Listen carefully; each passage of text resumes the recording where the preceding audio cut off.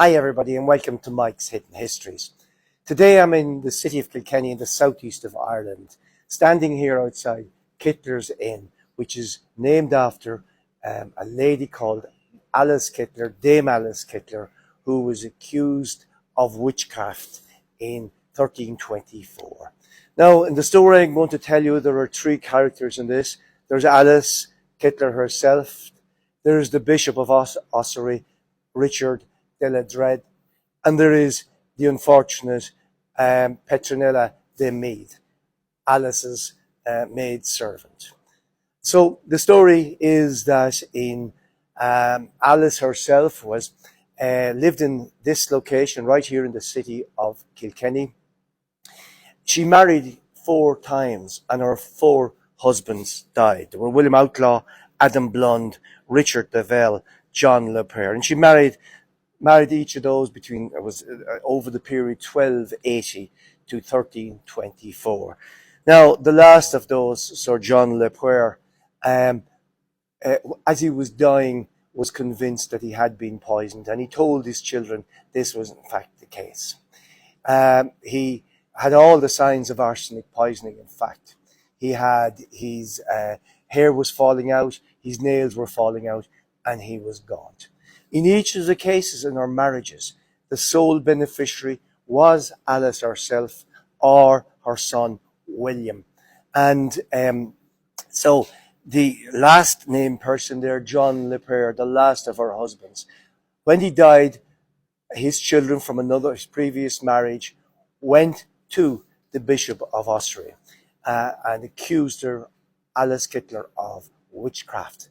Now, why did they go to the bishop rather than the civil authorities? Because there was no statute in Ireland at that time to address on the civil legislation to deal with witchcraft. So they could accuse her of heresy, of renouncing her religion. And this is exactly what happened. Now, the bishop himself, Richard de la Dread, was sent to Ireland by Pope John the 22nd, who had a fixation about witchcraft throughout Europe, particularly in Ireland and Britain. He thought it was prevalent. And so the bishop arrived here in 1317. Now move on to 1324. He couldn't believe his luck, in fact, when accusations were made against this woman who lived here, Alice Kytler.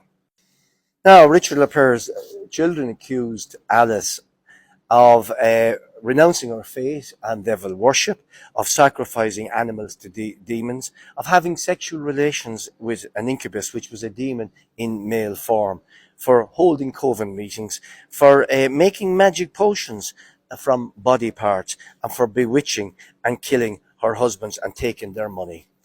So the bishop couldn't believe his luck when this happened. He now had a case, as he saw, a very almost proven case of witchcraft.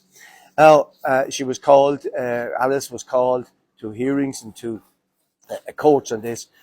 She was very influential, in fact. At one stage, she was able to succeed in having the bishop put in jail for 17 days. He came out. He was determined to hunt down this Alice. Because of her influential friends, she actually disappeared from the scene, never seen in Kilkenny again, probably went to Britain. No one knows for sure. Now, the bishop, there were some others who were accused of the same thing, and one of them was her maidservant, Alice's maidservant, Petronella de Meath, and she was going to be the unfortunate victim. If the bishop wanted to get somebody, he was going after her. And she was brought and she was tortured. And she was tortured to the extent that she confessed the following. She confessed that her mistress had sex with demons, that she consorted with devils, that she made potions, that she worshipped devils, and that she used magic potions on wooden sticks, in fact, to fly with Petronella. Absolutely mad stuff, really. But these were all concocted from church superstitions at the time. And obviously completely untrue, but because of the pain and suffering she suffered in torture, she would have admitted to anything. So, having been accused and found guilty of this, the bishop had her brought from through 6 parishes where she was whipped in front of people in 6 parishes. And she was never offered any reprieve, never offered an attempt for religious reformation, which others were offered, and that was common. This was the first time what was going to happen to her, was the first case in Ireland or Great Britain of somebody being burnt for heresy and burnt as a heretic. So after she was brought through the 6 parishes, after she was whipped in those 6 parishes, she was taken back here to Kilkenny City.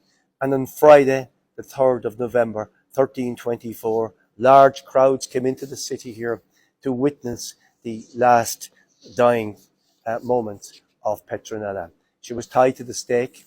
The wood and the kindling around her feet was set on fire, and her screams were, people witnessed, large crowds witnessed her screams in her last dying moments as she was consumed by the flames. And that's the story of the real victim here, Petronella de Meade, a woman with one child, young woman, but because she was a servant girl, because she was working class, she was never offered a chance of religious reformation. And to give an example, Alice's son William, who had been jailed and was considered one of the 10 who were accused of this, he was given a reprieve if he went to the Holy Land, which he did, and if he re-roofed the church here, which he did. So what happened? What happened then, the bishop? Well, he hadn't an easy ride. The knights here hated him as well. And there was one stage where he was out of the country, exiled for 9 years. But he came back, and he died here in either 1360 or 1361. And his tomb is today located in the cathedral. So there's a very tragic story of the first person burnt as a heretic here in Ireland or Great Britain. And she is the person we really should remember, not so much Alice Kytler, but Petronella de Meade. That's all from Mike's Hidden Histories. More next time.